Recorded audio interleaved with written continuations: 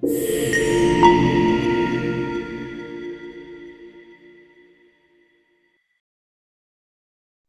and welcome to Edison TV. Today I'm joined by Carl Herberger, Chief Executive Officer at Corero Network Security. Corero are a cybersecurity company listed on both AIM and the OTCQX. The company specializes in real-time automatic distributed denial of service protection for enterprises, service providers, and for hosting environments. Carl, many thanks for joining me today. Yeah, good morning, good afternoon, Dan. Really pleased to be here. Thanks for having me. Good to have you in again. Can we start by talking about H1? Can you briefly explain what happened, what drove that marked shift in revenue mix in H1 away from CapEx funded spend towards more OpEx expenditure, and also the increased uptake of your subscription products? Yeah, sure. Most of it's supposition about how the buying behavior changed. We didn't do any sort of buying research on it, but I would say there's three major things that seems to be coming to light about what shifted our product mix from 60% OpEx generally and 40% CapEx purchases to what today in the first half was about 71% OpEx and 29% CapEx. I think there's three fundamental things that were driving these behaviors. The first, frankly, was tariffs. The tariffs were if you recall, in the first, especially the first quarter, they loomed large across the world. Still do in many ways, but definitely on this new world of what does this mean to us. And many of our buyers, even though our products were not subject to tariffs, had changed philosophically within their own buying behaviors within their own organizations to move from tangible assets to intangible assets, move from CapEx often to OpEx-based services if they could.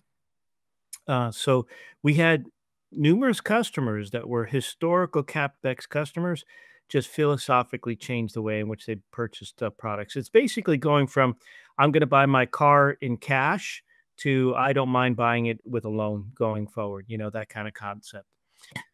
The second major change is, unbeknownst to us coming into this year, our competitors fundamentally have moved to OpEx models from CapEx models. In fact, one of our competitors no longer offers CapEx whatsoever, and the other one is very, very, very, very shy to offer CapEx. So it turns out they were laying the conditions in the marketplace for comparison purchases that were fundamentally OpEx. And then that led to customers wanting to compare us, actually, apples to apples, peaches to peaches, and often then condition themselves to a managed service or an OpEx kind of service delivery. And that's just the way that they wanted to purchase, recognizing that the competitors were not going to provide for any other options that are out there in the marketplace. And then third, fundamentally, software seems to be looming large. And software these days, especially delivered by a vendor, is wanting to be consumed mostly as a service and not as a licensed entity. So our move from hardware to software as a company, our move to providing managed services has moved customers to want to actually consume all things in an OpEx model. So this seems to be a trend that's very, very favorable for us. Frankly, Dan, we want the company to be fundamentally a managed recurring revenue company built on very strong ARR growth. What took us by surprise was how fast that occurred in the first half. And then as you know, and probably I'm probably getting ahead of some of the questions that you have for us, this had some knock-on effect in the current year on the P&L. Get you. That probably explains why you experienced this shift from CapEx to OpEx maybe a little bit later than some of your peers. Do you will you still offer both models to your customers, both the CapEx model and the platform subscription model?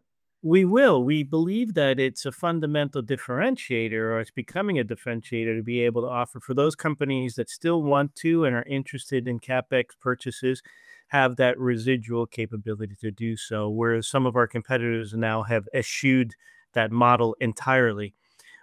I've been asked the question quite a few times, why have some of the biggest competitors that you have in the place completely run away from CapEx? And I think it's fundamentally because of how much the market, especially in the US, especially for tech companies, especially for tech security companies, are measured only by one real factor, and that's the growth of your ARR. Which was Um, 25% in H1, right? Which is exactly, very impressive. Impressive. Do you exactly. see that as exceptional growth, or do you expect that going forward? I would say that we hope to maintain a very handsome amount of ARR growth going forward as we transition through this model. And if we can continue to have this kind of growth, I think that that should be pleasing to everybody, myself included. Great. And then just turning towards the expansion in platform as a service as a percentage of group revenues. Obviously, that's good news long term, as it makes your revenues inherently more predictable, less volatile. And Mhm. is there a medium term target there that you have for growing those recurring revenues as a percentage of your overall sales?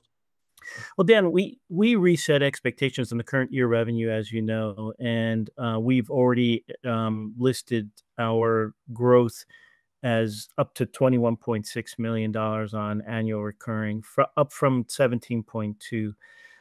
So if at the half we're already up to 21.6, we're looking to exit the year with a very handsome, probably mid 20s um, on ARR.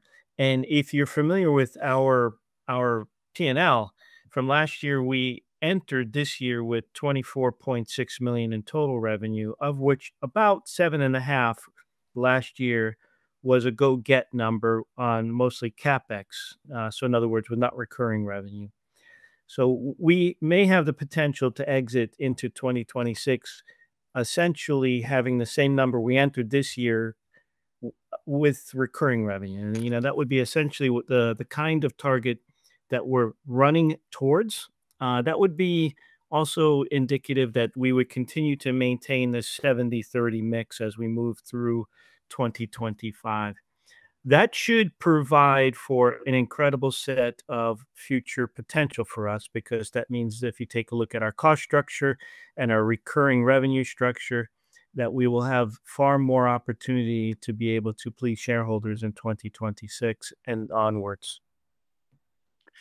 Great. And then let's just turning towards your channels. One of the key strategic initiatives that's been to build to leverage your channel Mhm, partnerships. And since close, we've seen a flurry of activity in that regard. Some good new mhm. business wins. Recent win with Akamai, for example. Can you comment on that and the current momentum within those partnerships? Yeah, we've had a lot of great positive changes on all of our partners. So we have a federation of partners. We have alliance partners, which we sell through. We mentioned that in the first half, the alliance partnership with Akamai was really not in good shape. It did not meet expectations, not on either side, and needed some work. We have gotten right on that work, manhandled the relationship, made sure that we both went through a mea culpa scenario, and we're back on track, we feel. In fact, so much so that we actually already have communicated out to the marketplace a very nice joint deal together that had a lot of firsts to it. The first foundational business that we did together in Europe. It was the first deal that we did together with a commercial bank.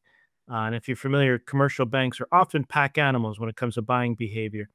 We took out an incumbent, so it was a takeout relationship. In addition, it was the first deal that we both did, to my knowledge, under the new European Digital Resiliency, Operational Resiliency Act, or DORA. And this DORA Act requires European critical companies, um, critical infrastructure companies, of what they call them, to make sure that they are tending to the resiliency, the availability of their businesses with protections from cyber attacks. This is where Carrera really steps up because we are an obvious choice to be able to solve DORA questions on critical infrastructure. So that was a great example of partners. We've made a lot of news with new partners in Singapore, in Mexico, in Pakistan, around the world, essentially, Dan, with new partners. And we have had an ever increasing energetic flow in the field from our direct sellers and our partners, with a great degree of confidence, giving us that the back half of the year will be very good. Excellent. So I guess what's left of Q3, Q4, you're seeing activity levels positive in that regard. Are there any new partners? Would you be looking to add additional partners to the mix as well? We're for sure. We're adding on the reseller side for our direct sellers as we continue to put salience around the world for selling hubs. We always need those hubs to be supported by local partners for culture, for language, for support, for integration. So we'll continue to have partner news that is being made throughout the year. There's another piece with news that we'll be doing with partners is more ability to actually have OEM partners that will carry our portfolio moving forward. So you'll see some of that. And then one of the things that we're most proud about is that we've been able to innovate strongly throughout the last year. And you'll see more innovation news on product as we exit this year. Well, I was going to mention, you've added a new core product and a new web application firewall as well. Can you comment on those and specifically how that changes the dynamic with your enterprise customers and tier one service providers and so on? It's easy to look at Corero as just something as a company that you are familiar with, and maybe you think in your head, I've got this story wrapped up. But if you really look under the covers, the Corero story is really evolving to a situation that we are now participating in addressable markets that we never did, and in some pretty decent rates. So as you mentioned, we came out to the market with a web application firewall product that we sold already in the first half, $1.5 million to a company called TierPoint. That's a very large amount of money for the very first couple of sales that we did with web application firewalls. And it indicates that we have something extremely special in the marketplace. We also sold something called Zero Trust Access Control, an anti-bot, anti-credential stuffing product that cohabitates with our DDoS solution. And we sold that in the first half to an enterprise customer called Cooper Health Systems. This is an egregious set of new threat vectors that we have increased protections on, and that's not in traditional DDoS. So that's the wonderful part about it. It's an adjacent product in an adjacent market that still deals with availability. And we brought that to market. And we're continuing to gain momentum on those products as we move in the second half. And we're increasing our innovation. You'll see more new products coming on out. And we think that our portfolio will be based around DDoS, but these adjacent products will keep us in the DDoS game faster and longer and more relevant. But we'll also be able to sell to the sides. So let me give you one example on that, Dan. In the past, a lot of companies have been able to box Corero out of opportunities through requirements during tenders, during RFPs, where they would suggest that we didn't have a feature or so forth and so on. By the end of this year, Corero not only will have every single feature and feature parity across all products competitors, we believe we'll take absolute industry-leading, unique selling positions on features across the board. So we're excited to say that. So the last 15 to 18 months have been breakneck pace on innovation for us. And what about the industry analysts? So the people like Gartner. I think there's been a new survey from QKS. Yes, exactly. Comparing your product versus the peers. Yeah, thank you for that. The industry analyst, that's what you're referencing. The industry analyst, the analysts that actually evaluate how well we solve the problem of DDoS and otherwise. They've recently, in July, came out, as you probably know, with a full breadth of reviews of all the players in the space. They do it about annually. And for the first time ever, Corero is listed as an industry leader. And what was really powerful about that report for us was that we were the only one of about 20 competitors that was listed as the emerging innovator amongst them all. In other words, they acknowledged that we have something very sexy and hot going on our tech, and that if you really want to be able to get with a company that knows how to do things innovatively, that we are the one to do it with at this moment going forward. And they're hugely influential as well. So obviously good news. Yes, that's exactly right. Yep. So turning back towards sales, I mean, direct selling, of course, remains an important part of your sales strategy. You've doubled your sales team, I think, over the last 18 months or so, and your sales team's been substantially renewed. Are they all up to speed? Are you running at full efficiency with your sales? And do you have more plans to invest in your sales team going forward? Yeah, the team size seems to be where at this moment where is a very good size. The team performance we think is stepping up now very nicely into expectations. Are you ever complete in something like this? This is a little bit like a journey of one's health or fitness or something like that. That you must be at it every single day, and you must go at it every single day. It's really not a destination; it's a journey. And we're on that journey together. We feel like at no time has the direct selling force ever been more productive, more professionally managed, more efficient. And we think that's only going to increase as time goes on, as they get better and better at knowing how to actually penetrate and execute. So, yeah, I think that this back half, we're increasingly confident about the expectations that we have on us. And that's really as a result of our direct selling force. Carl, many thanks for joining me today. Good to see so much movement in so many different areas, sales team, products, channels, and so on. Same here. Thank you, Dan. Thank you very much.